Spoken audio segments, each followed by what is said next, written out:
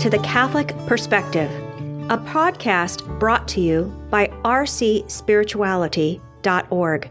Enjoy the episode.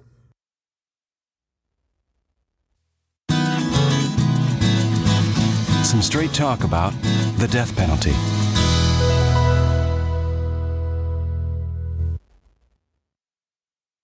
When the definitive edition of the Universal Catechism of the Catholic Church came out in 1997, it caused a big stir among Catholic moralists. One of the main reasons was its revision of the section that dealt with capital punishment. It didn't actually contradict the earlier expression of church teaching on the issue, but it definitely raised the discussion to a brand new level. Soon after the Catechism came out, the newspaper Avvenire, Italy's equivalent of the Wall Street Journal, added some spice to the stir. It published an interview with Dominican Father George Cottier, the Pope's resident theologian, who claimed that the modified teachings, quote, illustrate how throughout history the Christian conscience becomes more aware of the demands of the gospel and their consequences, end quote. He further explained that, quote, Christianity arose in a society which included slavery, the death penalty, and many other practices that today we consider aberrant. Christianity didn't invent them. Little by little, an awareness of the demands of the gospel and their application in the field of morality have profoundly matured through theological reflection. End quote. What exactly has changed in the Church's take on capital punishment, and why? And how should a faithful Catholic deal with it? First, you don't have to worry that the Church is contradicting itself on such a fundamental moral issue. Throughout its long history, Catholic theologians like St. Augustine and St. Thomas Aquinas have defended the theoretical legitimacy of the death penalty, and various popes have also acknowledged it here and there, directly and indirectly. The Church's current stance does not condemn this teaching. In fact, it explicitly reiterates it, validating, in theory, the three reasons most frequently offered in defense of the morality of capital punishment. The first of these reasons has to do with restoring the balance of justice. Criminals do wrong. They disturb the moral equilibrium of the human community. The first responsibility of a just punishment, therefore, is retribution, retributing, from the Latin for paying or putting back, this moral balance. The Old Testament expresses this principle with the familiar phrase, quote, anyone who maims another shall suffer the same injury in return. Fracture for fracture, eye for eye, tooth for tooth. The injury inflicted is the injury to be suffered. End quote. Leviticus chapter 24. The Catechism puts it into more general terms. Quote, legitimate public authority has the right and the duty to inflict punishment proportionate to the gravity of the offense. End quote. For crimes like premeditated murder, which take away human life itself, the punishment of death can certainly be considered proportionate. This principle taken by itself, however, can lead to absurdities in actual practice. For example, if a criminal commits one premeditated murder, and he is punished by death in order to restore the moral balance he upset, how do we restore the moral balance in the case of notorious serial killers, or mass murderers, or war criminals? Does the death of the criminal in these cases really restore the moral balance? If so, was the death of the one-time murderer really necessary to restore the moral balance after his crime? But the difficulties don't stop there. Do we really want to live in a society that strictly applies this kind of proportionate justice? Would we really like to see all crimes, sins, and offenses punished exactly as they deserve? St. Ambrose, the great 5th century bishop of Milan, put this thorny question into high relief when the emperor questioned him about capital punishment. He referred to the famous encounter recorded in the 8th chapter of John's Gospel, where the Pharisees bring a woman caught in adultery to Christ and demand that he pass sentence on her. Jesus doesn't address whether she was actually guilty, nor does he challenge the justice of the legal punishment for adultery at the time, death by stoning. Rather, he looks at the accusers and says, "Let him who has no sin throw the first stone." In other words, if you are so interested in administering strictly proportional justice in the case of this woman, why not administer it in your own case as well? These kinds of problems are not new. In fact, through the centuries, they have led to refashioning our ideas about the proper way to impose retribution, to restore the moral balance in the aftermath of crime. This is why we use various degrees of imprisonment to punish all different kinds of crime. We don't punish mutilation by mutilating anymore, or raping by raping, or drunk driving by driving. We recognize that a punishment, in order to be just, doesn't have to be of the same species as the crime. It only has to be proportionate to the gravity of the crime. When it comes to the first purpose of punishing crime, then, the death penalty can be theoretically justifiable, but it is not strictly necessary. The second requirement of a just punishment is to reform the criminal, to turn the offender back into a healthy member of society. The Catechism calls this the medicinal purpose of punishments. Quote, "As far as possible, the punishment must contribute to the correction of the guilty party." End quote. Some theologians and philosophers point out that the death penalty, by taking the criminal's life, removes all possibility of reform. A dead murderer can never make his way back to being a healthy member of society. Other thinkers, however, point out that the terrifying prospect of death often elicits an interior conversion. We've all heard stories of death row inmates asking for the sacraments at the last minute. The arguments on this point teeter and totter, and many other factors come into play. For instance, prison conditions. But intuitively speaking, letting someone live does seem to afford the possibility of more complete reform. But even if capital punishment doesn't necessarily eliminate every possibility of reform, it certainly isn't necessarily the only or even the best means to evoke it.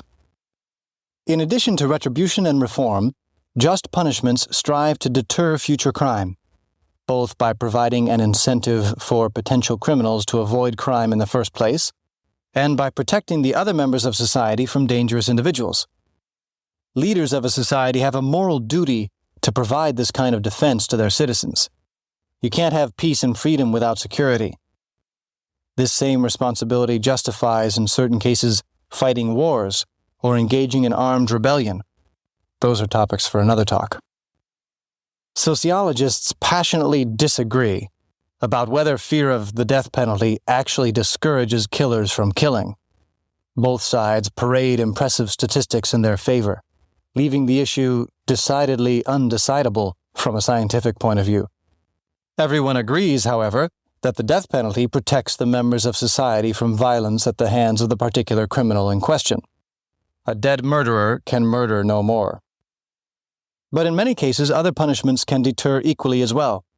Imprisonment without parole does a pretty good job, for instance. The Catechism's affirmation of this purpose of punishment emphasizes the possibility of alternatives. Quote, "The traditional teaching of the Church does not exclude recourse to the death penalty if this is the only possible way of effectively defending human lives against the unjust aggressor." End quote. The traditional Catholic understanding of the three purposes of a just punishment, therefore, stands firm. Justice has always tried to balance the three demands of retribution, reform, and deterrence while dishing out punishments, and justice will always try to do that. So why the big stir? Why the hullabaloo and rigmarole when the definitive catechism came out? The change has to do with adding a new ingredient to this age-old recipe for justice, namely, human dignity. The Church, in defending the human person against the diabolical crimes of modern times, like widespread legalized abortion, or the state atheism and institutionalized murder of communism, or the Holocaust and other genocidal campaigns, in facing such unprecedented degradation and dehumanization, the Church has brought out from its storehouse both the old and the new, as the Gospel puts it. It has indeed called civilization to return to justice, but it has also called civilization to turn to love, to recognize in every human person not only a generic neighbor whose rights must be respected, but a neighbor just like myself, a real brother or sister in the real human family, someone whose very life must be respected and promoted, no matter how small, old, or guilty he or she may be, because that life bears the indelible, unerasable imprint of God. Since the Second Vatican Council, the Church has tirelessly called all men and women to adopt this vision of the human person, and to make it the foundation of a new human society. The changes in the Catechism's treatment of the death penalty add this ingredient of human dignity to the old recipe of justice. For this reason, it asserts that the death penalty should not be used for the retributive or reformative purposes of punishment, but only in cases where it is necessary as a deterrent, not indeed because it would be essentially unjust to use it in other cases — we've already seen how in theory it can be considered just — but because, quote, non-lethal means are more in keeping with the concrete conditions of the common good and more in conformity with the dignity of the human person. End quote. In other words, the Church sees limiting the death penalty to cases when it is absolutely necessary in order to protect human lives as a concrete step towards putting an end to the culture of death and promoting a culture of life, a culture that recognizes the intrinsic value of every human life just because it is human, and therefore infinitely valued by God Himself, who alone is the Lord of life and death. Spreading that vision of the human person can strike at the roots of every injustice and renew human civilization itself with the truth of the gospel. Just as today we take pride in justice systems that avoid punishments like mutilation and torture, so, the Church teaches, we would be able to take pride in justice systems that have been able to eliminate the death penalty. A sermon of St. Augustine, the great 4th century bishop of Hippo in North Africa, expresses this vision especially well. He said, quote, "Man is what God made. Sinner is what man made himself to be. So do not condemn people to death, or while you are attacking the sin, you will destroy the man. Do not condemn to death, and there will be someone to repent. Do not have a person put to death, and you will have someone who can be reformed. As a man having this kind of love for men in your heart, be a judge of the earth. Love terrifying them if you like, but still go on loving. If you must be high and mighty, be high and mighty against sin, not against the person. Be savage with what you dislike in yourself, not with one who was made in the same way as you. You come from the same workshop, from the hands of the same craftsman. The same clay provided your raw material. Why destroy by not loving the one on whom you sit in judgment? Because what you are destroying is justice, by not loving the one on whom you sit in justice. But penalties must be applied. I don't deny it. I don't forbid it. Only let it be done in a spirit of love, a spirit of caring, a spirit of reforming." End quote. And that's some straight talk about the death penalty.